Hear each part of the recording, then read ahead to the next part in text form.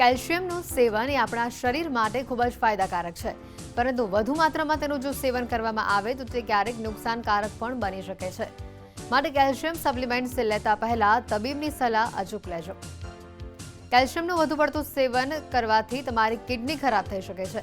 વધારે કેલ્શિયમ લેવાના કારણે કિડની ખોરાકને યોગ્ય રીતે ફિલ્ટર નથી કરી શકતી અને તે આપણી કાર્યક્ષમતા પર અસર પાડે છે. ઉપરાંત કિડનીમાં પથરી થવાનું જોખમ પણ વધી જાય છે. કેલ્શિયમ એ આપણા શરીર માટે ખૂબ જ જરૂરી છે, પરંતુ તેનું યોગ્ય પ્રમાણ હોવું ખૂબ જ જરૂરી છે. બાળકો માટે દરરોજ 1300 થી 1500 મિલીગ્રામ સુધી કેલ્શિયમ જરૂરી છે. મહિલાઓ કેલ્શિયમનું સેવન 1200 થી 1500 મિલીગ્રામ સુધી લઈ શકે છે. વૃદ્ધોમાં કેલ્શિયમનું પ્રમાણ 12 થી 1500 મિલીગ્રામ હોવું જોઈએ અને પુરુષોએ 1000 થી 1200 ગ્રામ કેલ્શિયમ લેવું જોઈએ. લોહીમાં કેલ્શિયમ વધુ હોય ત્યારે હંમેશા થાક લાગે છે, વારંવાર માથાનો દુખાવો થાય છે. જ્યારે કેલ્શિયમ વધારે હોય છે ત્યારે તમને ઉબકા આવવા લાગે છે, ઉલટી પણ થઈ શકે છે.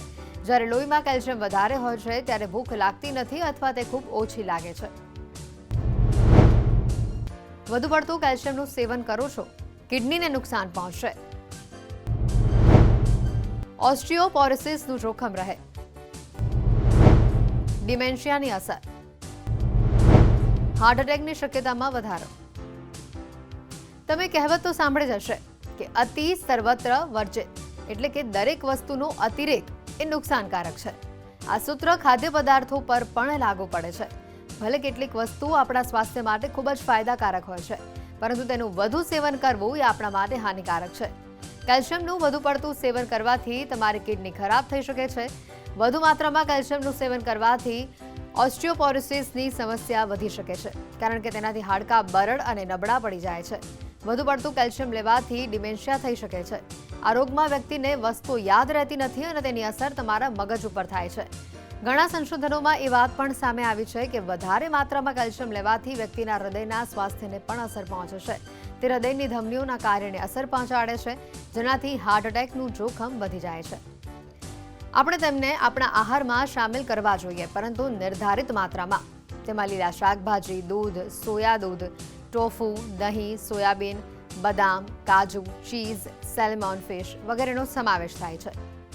કેલ્શિયમની દવા જો ડોક્ટરને બતાવ્યા વગર કે પ્રિસ્ક્રિપ્શન વગર જાતે લેવામાં આવે તો તેના કારણે અનેક સાઇડ ઇફેક્ટ થઈ શકે છે, જેમ કે તેના કારણે હાઇપરકેલ્સેમિયા નામની બીમારી થઈ શકે.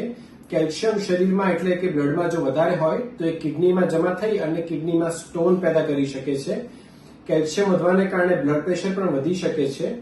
વધારે પડતું કેલ્શિયમ ઘણીવાર હાર્ટમાં જમા થતું હોય છે અને તેને કારણે હૃદયની રિધમમાં એબનોર્માલિટી આવી જેવો પ્રોબ્લેમ થઈ શકે છે. મગજમાં કેલ્શિયમને વધારાને કારણે ઘણી વખત માણસને એક્સાઇટેડ વધારે રહેવું, ઘણા કેસમાં ડ્રાઉઝીનેસ એટલે ઊંઘ વધારે આવી અને ઘણા કેસમાં કન્ફ્યુઝન અથવા તો ખેંચ આવી જેવા સાઇડ ઇફેક્ટ્સ પણ થઈ શકે છે. સો આપ કેલ્શિયમની દવા જો લેતા હોય તો માણસને દરરોજ કેલ્શિયમની જરૂર આશરે 800 થી 1200 મિલીગ્રામ જેટલી હોય છે અને એટલી આપ આપના ડોક્ટરને બતાવીને ટેસ્ટ કરાવીને જ લો, જાતે ના લેશો.